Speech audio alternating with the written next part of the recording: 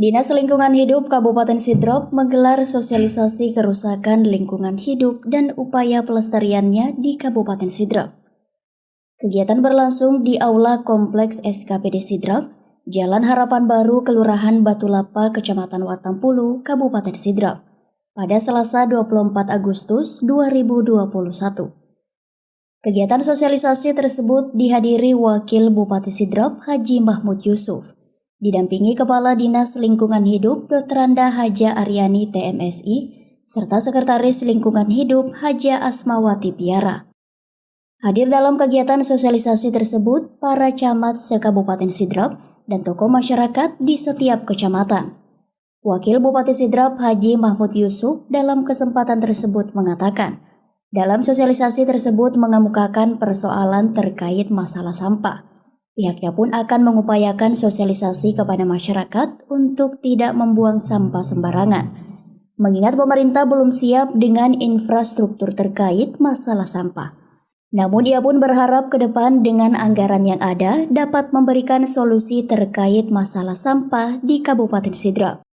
Kita berterima kasih kepada Dinas Lingkungan Hidup telah melaksanakan sosialisasi ini terkait dengan lingkungan yang ada di Kabupaten Sidrap.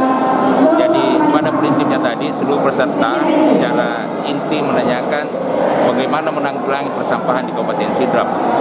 Ya, tentu sebagai pemerintah kita tidak bisa salahkan penuh masyarakat, hanya butuh sosialisasi bagaimana sampah tadi ini bisa dibuang pada satu tempat saja, bukan sembarang tempat. Karena pemerintah sendiri kan juga belum siap dengan infrastruktur tempat persampahan ini. Ya, mudah-mudahan ke depan dengan anggaran yang ada, infrastruktur mengenai penanggulangan persampahan ini bisa terpenuhi.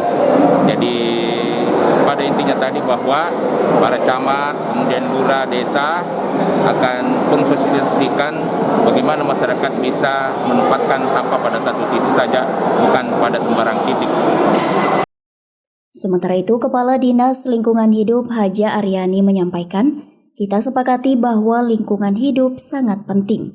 Kita juga perlu menyadari bahwa masalah lingkungan hidup adalah masalah bersama, masalah masa depan bagi kita semua dan masalah bagi generasi mendatang. Seharusnya kita sebagai manusia yang mempunyai akal pikiran tidak membiarkan kerusakan lingkungan terus terjadi.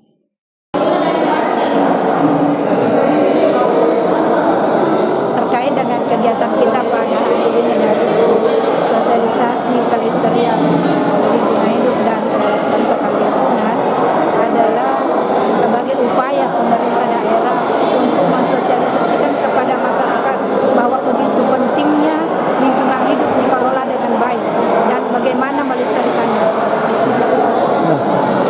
Hal apa saja yang ditekankan dalam sosialisasi ini?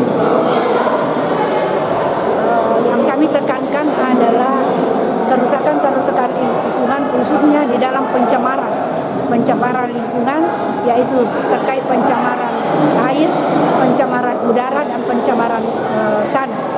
Kalau terkait dengan pencemaran ini, yang paling sangat mendesak di sini adalah terkait dengan pengelolaan sampah.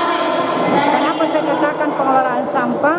Adalah karena bisa mencemari air, bisa mencemari udara, dan bisa mencemari tanah.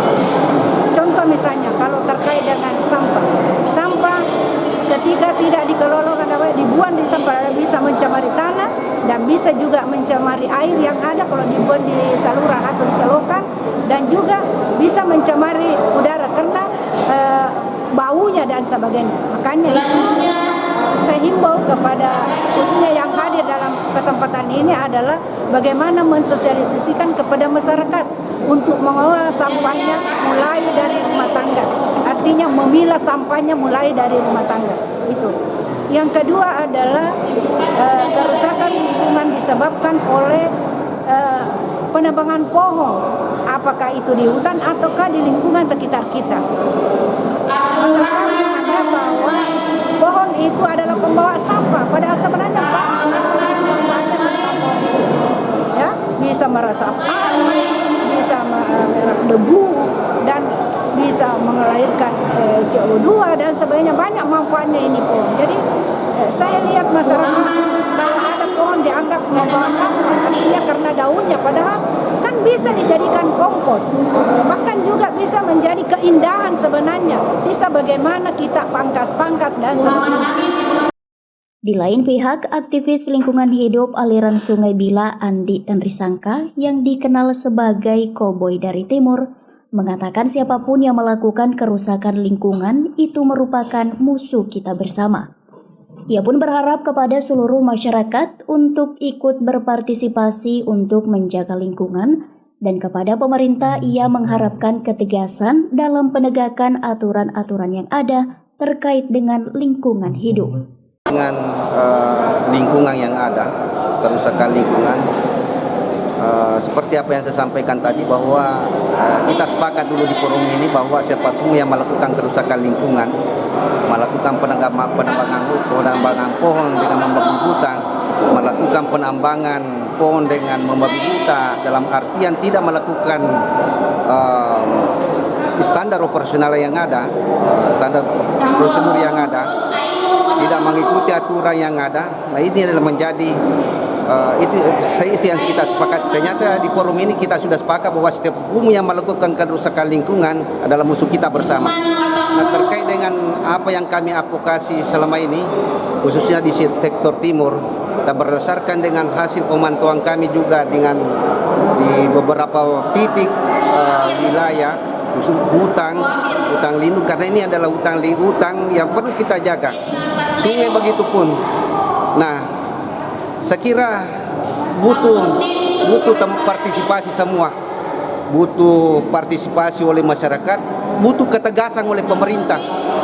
Karena apalah dayanya kami sebagai orang yang tidak terikat dalam suatu sistem, ketika para pemimpin kita tidak tegas untuk menyuarakan apa yang kami rasakan di masyarakat ini. Nah, itu harapan saya kepada pemerintah. Mohon kepada pemerintah tegas supaya menjadi contoh kepada yang lainnya untuk tidak melakukan kerusakan lingkungan, melanjutkan lagi kerusakan lingkungan itu. Harapan saya kedua kepada para pengusaha, khususnya di sektor pertambangan,